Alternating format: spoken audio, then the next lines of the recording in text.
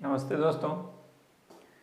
आज हम चर्चा करेंगे किरचॉफ का लॉ, किरचॉफ के नियम के बारे में हम आज चर्चा करेंगे। जैसा कि हम सभी जानते हैं, जो ओम के नियम से हम साधारण विद्युत परिपथ में विद्युत धारा और विभवांतर के वितरण को ज्ञात करते हैं।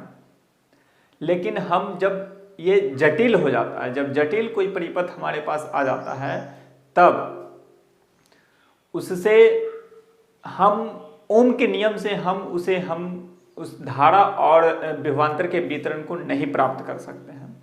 तो उसके लिए एक दूसरा नियम का प्रयोग किया जाता है, जिसे हम कहते हैं किरचॉफ का नियम। तो किरचॉफ का दो नियम आ जाते हैं। एक को कहते हैं किरचॉफ का फर्स्ट लॉ यानी जंक्शन रूल, यानी संधि नियम, उसी को कहते हैं। दूसरा नियम जो होता है वो है ये लूप नियम। सेकेंड लॉ जो होंगे वो लूप नियम होता है। तो सबसे पहले हम फर्स्ट लॉ की बात करें तो फर्स्ट लॉ में क्या होता है, किरचॉफ का फर्स्ट जो नियम जो है, फर्स्ट नियम जिसे हम संधि का नियम भी कहते हैं, जंक्शन रूल भी कहते हैं। इस नियम के अनुसार क्या होता है, जो किसी जंक्शन पे किसी बिंदु में प्रवेश कर रही धारा जो एंटर करेंगे वो उसका सम, और जो आउट होंगे उसका सम, यानी प्रवेश कर रही धाराओं का योगफल उस जंक्शन से, उस संधि से बाहर निकल रहे धाराओं का योग के बराबर होता है। ये जंक्शन रूल होता है, संधि नियम। तो जैसा कि हम डायग्राम से समझ लेते हैं, जो हमारे पास कोई जंक्शन है और इस पॉइंट पर इधर से कोई धारा एंटर कर रही है, मान लेते हैं ये I1 है, फिर यहाँ भी इंटर कर रही है और ये I2 है। अब यहाँ से ये आउट हो रहे हैं, आउट होने वाली धारा I3, यहाँ से भी ये आउट हो रहे हैं, मान लेते हैं ये 4 है। अब यहाँ से फिर कोई धारा एंटर कर रही है I5, यानी नंबर ऑफ करेंट एंटर कर रहे हैं और नंबर ऑफ करेंट यहाँ पे मतलब आउट हो रहे हैं। तो इस सिचुएशन में क्या होता है, जो एंटर कर रहे हैं वो करंट का योगफल और जो आउट हो रहे हैं वो करंट का योगफल बराबर होता है। यानी हम इसको दूसरे शब्दों में कह सकते हैं, जो जितने भी करंट हैं इन सभी का सम जो होता है वो जीरो हो जाता है, ऐसा हम कह सकते हैं। जैसे कि इस डायग्राम से अब मान लेते हैं एक और ये यहाँ से आउट हो रहा है I6। तो अब हम देखेंगे, जो इसमें I1 एंटर कर रहे हैं, I2 एंटर कर रहे हैं, फिर I5 एंटर कर रहे हैं। तो यहाँ पे हम ऐसे लिख सकते हैं, जो I1 plus I2 plus I5 is equal to, अब ये यहां तक हो गया एंटर जो कर रहे हैं वो करंट I1 I2 और I5। अब आउट जो हो रहे हैं उसको हम देख रहे हैं I3 plus I4 plus I6। अब ये आउट हो रहे हैं, इधर जो धारा है। तो ये किरचॉफ का जो फर्स्ट रूल जो है, नियम जो है, जो संधि का नियम कहलाता है, वो यही कहलाता है। अब हम जो आउट हो रहे हैं इसको हम इस तरह से फिर लिख रहे हैं, जो I1 plus I2 plus I5, अब minus I3 minus I4 minus I6 is equal to 0।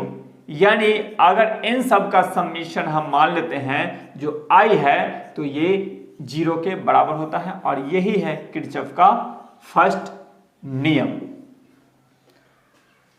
तो फर्स्ट नियम से ये हमें पता चल रहा है, जो जितने भी आउट हो रहे हैं करेंट और जो इन कर रहे हैं करेंट, उन सब का सम जो होता है वो 0 होता है। और ये जो किरचॉफ का जो फर्स्ट रूल है, फर्स्ट नियम जो है, जो जिसे हम जंक्शन रूल कहते हैं, ये आवेश संरक्षण सिद्धांत पर आधारित है।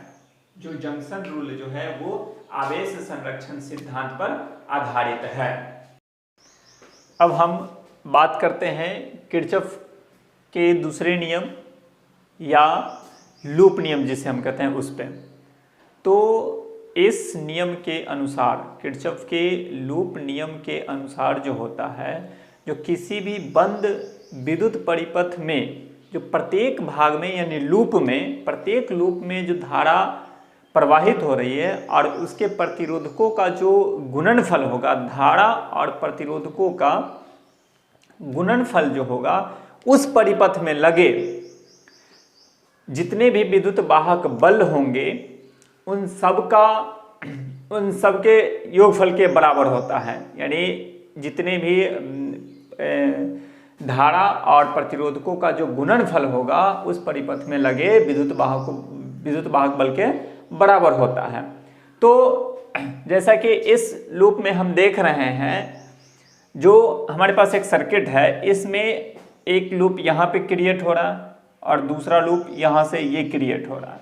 तो हम इस नियम के अनुसार पहले हम इस लूप को हम लेके चल रहे हैं, यानी लूप हो जाएगा ABCDA। तो इस लूप में जो होगा, इस लूप में यहाँ पे विद्युत वाहक बल E लगा हुआ है और यहाँ से I धारा प्रवाहित हो रही है। ये I धारा तो I1 इसमें प्रवाहित हो रही है और दूसरी धारा जो है I2 इसमें प्रवाहित हो रही है। इस लूप में दो रेजिस्टेंस को हम लगाए, R1 और R2। इस परिपथ में, इस लूप में हम R1 रेजिस्टेंस को ही लगाए हैं। तो हम सबसे फर्स्ट लूप में यानी लूप ABCDA में हम देख रहे हैं जो IR जो हो रहा है, I1 और R1 जो होगा वो किरचॉफ के दूसरे नियम यानी लूप नियम से होंगे, E हो जाएंगे। I1 R1 equal to E, क्योंकि इसका विद्युत वाहक बल क्या है, E है। अब हम दूसरे लूप पे चर्चा करेंगे, जो दूसरा लूप हो जाएगा ABEFA। अब इस लूप में हम देख रहे हैं, इसमें भी हम लूप नियम लगाएंगे तो हो जाएगा I2 R2 plus I2 R3 minus, अब इस लूप को हम हटाएंगे यानी I1 R1 इक्वल टू 0, क्योंकि सम 0 हो जाएगा। अब हम क्या कर रहे हैं, जो I2 R2 plus I2 R3 equal to I1 R1, इस चीज को हमने इधर लेके आया तो इधर माइनस में था, ये प्लस में हो गया।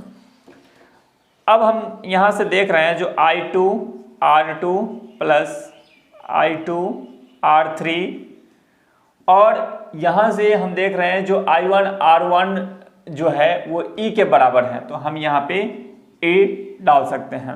अब ये इस सब का समीशन जो होगा, इज इम्प्लाई अगर सबका समीशन IR हो रहा है तो ये इधर का जो जितने, अभी तो इसमें एक ही लगे हुए हैं, ऐसा हो सकता है जो हम दूसरा भी विद्युत वाहक बल यहाँ भी ऐड कर सकते हैं, इधर भी ऐड कर सकते हैं, लेकिन हमारे पास ये है तो मान लेते हैं इस सब का सम जो हो गया हमारे पास E आ गया, जो ये लूप नियम कहलाता है, यानी किरचॉफ का सेकेंड लॉ। तो ये सब जब जटिल परिपथ होते हैं तब हम ये सब फार्मूले का उपयोग करते हैं, नहीं तो साधारण परिपथ के लिए हम ओम के नियम से ही उस चीज को सोल्व कर देते हैं।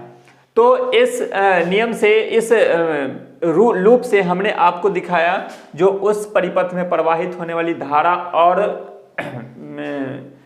करंट के जो मल्टीप्लाई होते हैं वो बीजगणितीय योग के बराबर होते हैं, जो उसमें विद्युत वाहक बल होते हैं।